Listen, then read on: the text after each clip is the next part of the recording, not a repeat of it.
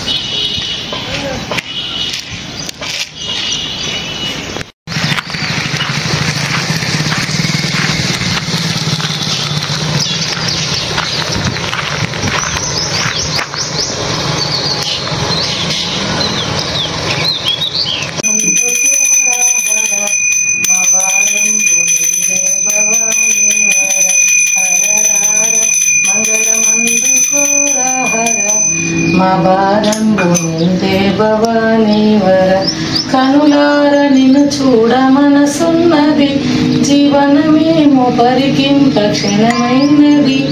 కనవేమయ్యా ఓ కరుణామయ, నీ కనికార మనలేక మనలేమయ్యా. హరహార మంగళమందుకోరా హర, పరమాత్మ విశ్వేశ వరదా శివ, బసుర పాండురంగ శ్రీమాశ్రీకర పర.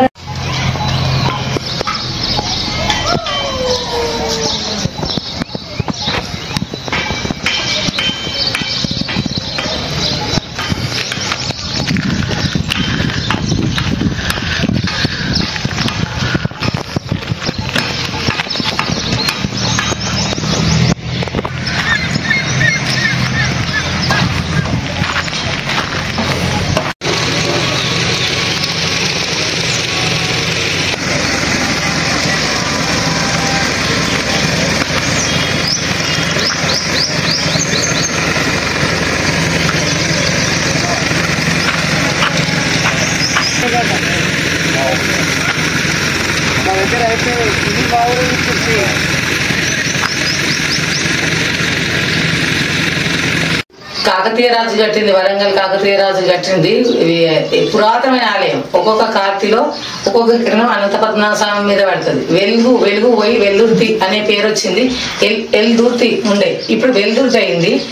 ఈ దేవుడు ఫస్ట్ పద్మనాభ స్వామి, అనంత పద్మనాభ స్వామి ఇక్కడ కొన్ని వేల ఏళ్ల క్రితము వాళ్ళు నిర్మించిన గుళ్ళివి కూడా. ఇక్కడ శివాలయం కానీ, ట్రేషన్ గుడి కానీ, అక్కడ రాకాసులు కానీ అన్ని మా కాంపౌండ్ అప్పుడు గుద్దులాట పీడి జరుగుతుంది.